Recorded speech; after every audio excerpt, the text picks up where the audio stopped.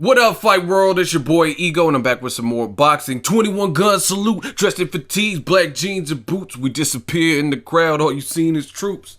EGOVELI returns, the resurrection, I rise.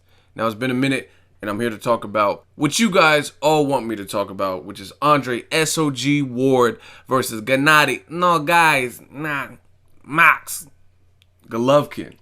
Now, the great thing about having a voice in this modern age of technology is the things we do, at least at this level, they get recorded. So the fact that it's recorded, it becomes documented, unless you go back and delete it or try to hide the evidence. But you can't hide something from somebody's memory bank. So even if which I don't do, I don't delete videos. If I were to delete a video, people already heard it. So we already know what was said. But the good thing is, I leave up all my content for you guys to go back and you can hear my thoughts. And you can call me whatever. You could say I'm broke. You could say whatever you want. But what you can't call me is inconsistent. Now, in the case of Andre Ward versus Gennady Golovkin, I've been thoroughly consistent when it comes to this fight. It's a good fight. It's a meaningful fight. It's a fight that would give Triple G, in my opinion, the stripes that would catapult him to the next level. And I'm going to talk about this. So, shout out to Fight Hub. They did an interview with Andre Ward after the Mayweather-Berto fight.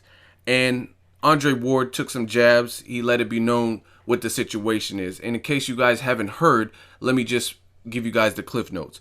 In that interview, he was talking about the undercard and the Mayweather-Berto fight and whatnot. And he was talking about Triple G.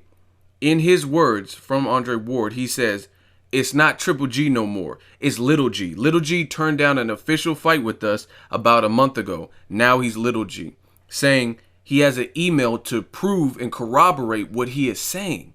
He's saying that Tom Loeffler, Triple G's team representation, whatever you want to call it, they turned down the fight.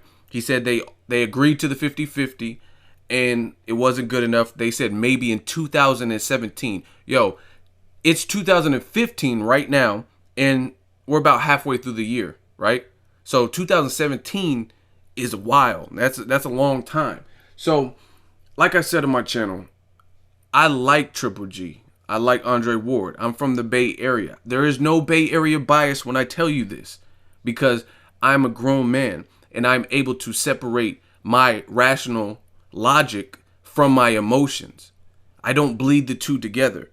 If Andre Ward were to fight Kovalev, I'm from the Bay Area, but I wouldn't tell you guys that that's an easy work fight, because I value and think Kovalev is a great fighter. So, you know what I'm saying? I would never say it's easy work or anything like that. But that's what some of you guys do. You run around with these radical comments and notions and like, Andre Ward, he's a bitch, he's ducking, and like just crazy stuff. He's boring. Like, that stuff has nothing to do with the fight at hand. And here's another ego fun fact. Although I'm looking forward to Gennady Golovkin versus David Lemieux, I've already put out a video called 7 Reasons Why Triple G Will Beat David Lemieux. To me, even though it should be a good action fight, there might be spots where David Lemieux can test with his power, Triple G, his chin or whatnot. I expected him to wholeheartedly lose to Triple G based on the differential in skill. So again, I'm not underestimating Triple G.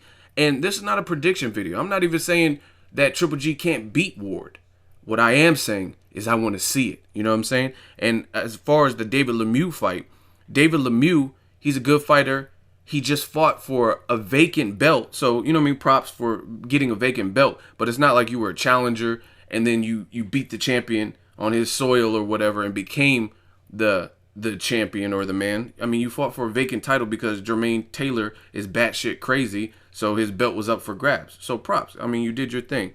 But when it comes to a point where we're talking about meaningful fights, Andre Ward is by far a lot more accomplished. He's undefeated, Olympic gold medalist. So he has the amateur pedigree.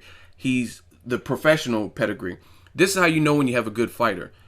You know you have a good fighter when that fighter beats multitude of people that in those two people, let's say he has 2 bodies on his resume, and those 2 people later fight, and it's considered a good fight, i.e., Andre Ward beat Carl Froch and he beat Mikhail Kessler, yet Carl Froch and Mikhail Kessler later fought in a rematch also, and that was considered a good fight. You look at a guy like Floyd Mayweather.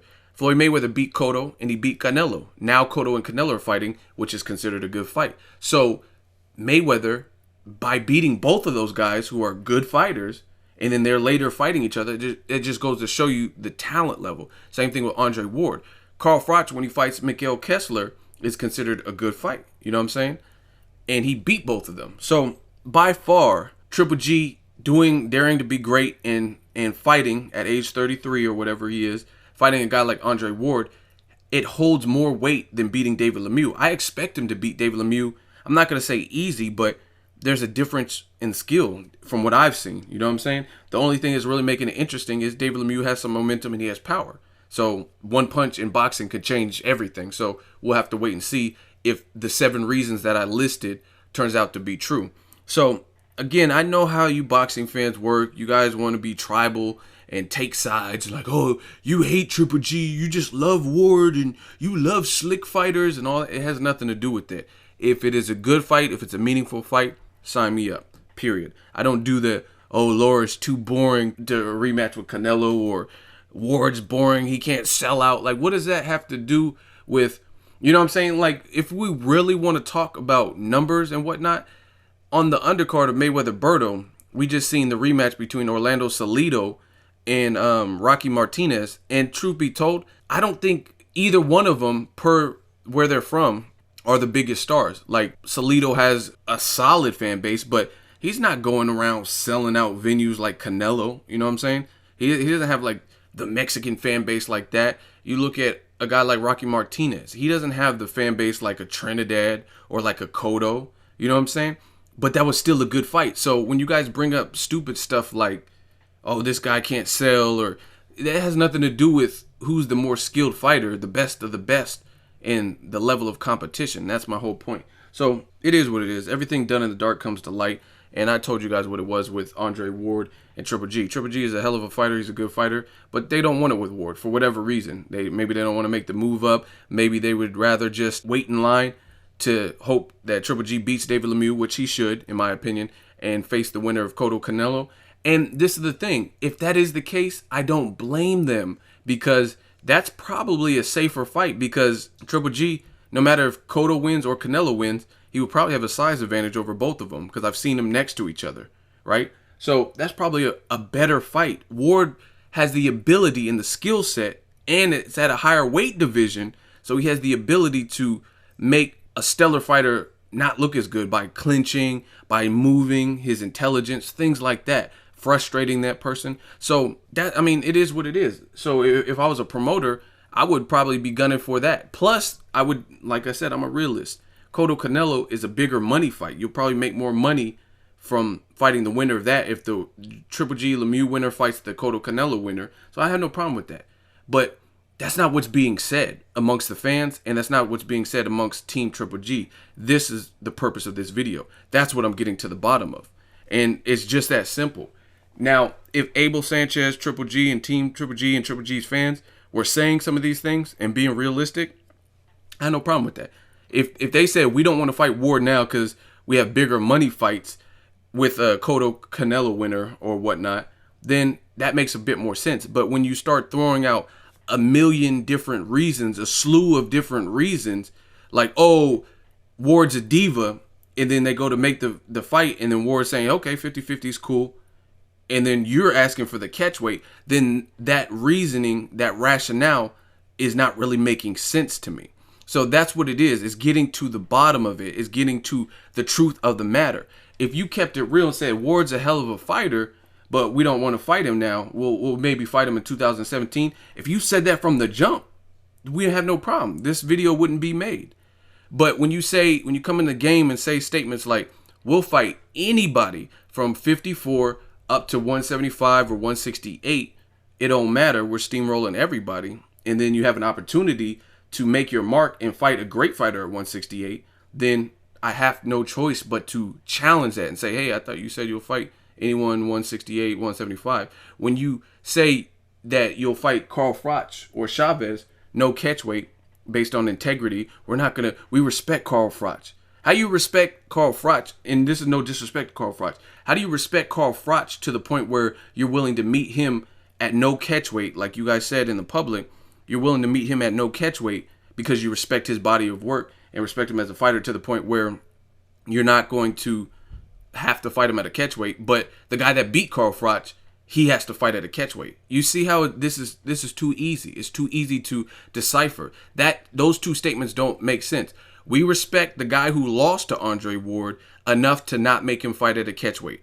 It's on record, Tom Loeffler said that. So how do you respect the loser of a fight and the guy who's undefeated has to fight at a catch weight? It's not adding up. You know what I'm saying? It doesn't add up. That's the whole point. It does not add up. We respect Froch enough to not make him fight at a catch weight, but we don't respect Ward enough, to the undefeated guy who beat the guy, to not fight at a catch weight. I mean, it's really easy. And again, this is not a Triple G diss. I like Triple G, but facts are facts, and that's it. And I think if Team Triple G just stuck by their guns, said the same statements, and it was a consistent message all the way across, then again, you wouldn't get videos like this. You wouldn't have the conflicting opinions of fans. And I think that's kind of what Andre Ward's saying. That's why he's saying, like, Little G, he's like, they're bad mouthing me. I don't really speak all the time, but I'm speaking out because they keep putting this message out in the public like we don't want the fight, and then when it comes time to do it, they're like, nah, 2017, oh, we got to have it at a catch weight. That's what I'm saying. These statements are adding up, and it would have been a better look for me, for Team Triple G, to just remain consistent the whole process, the whole way through. And that's what's wrong with today's social media. You get the trainer, you get the promoter, you get the fighter, you get other people in their team, their strength and conditioning coach, and then you get a camera in front of their face or a print article, and all these people are doing interviews. Now you start getting conflicting messages. And that's the problem here that we're experiencing. We're hearing too many different stories. So you have to analyze and trace back to what aspects of the story have remained consistent. You know what I mean? And to me, Ward's side has been a lot more consistent in the matter. You know what I mean? As opposed to Triple G's. Like, why is Triple G, like, people always want to deflect. Why doesn't Ward fight Kovalev? Okay, that's cool. Ward could fight Kovalev. That fight will probably happen. But why is Triple G willing to fight a guy who's 38 in Floyd Mayweather, who's small, you know what I mean, and smaller than other 154 pounders? Like, if you stand Edeslandi Lara, the Charlo brothers, Canelo, any of them dudes next to Mayweather, and tell me who's the taller of the two, Demetrius Andrade, all them dudes. If you stand them next to Mayweather, tell me who looks like the smallest and who's the thickest out of the bunch, like in terms of muscular stature and stuff like that. And Mayweather wouldn't be the biggest out of the bunch. Mayweather's not bigger than Lara, like in terms of mass and frame and density. He's not bigger than Demetrius Andrade. None of them dudes, right? Canelo, he's not bigger than none of them dudes. And that's the one guy they're willing to go to 154 pounds to fight. The guy who's had an illustrious career, talking about hanging it up. You know what I mean? That's the point. So it just doesn't make sense. Ward could fight Kovalev, that's cool. But at the same time, he's already more accomplished than what Triple G has done to this point. So why is the guy that has accomplished more being pushed so heavily to fight the next biggest test, and then the fans are okay with another guy fighting the Damas and Gabe Rosado, who was a 154-pounder, Ishida, who was a no-punching power 154-pounder, moving up, things like that, and they're okay with that. That's what we're getting here, and that's the inconsistency. Let me know what you guys think. Make sure you like my video. As always, hate, comment, and subscribe. Till next video is Ego signing off.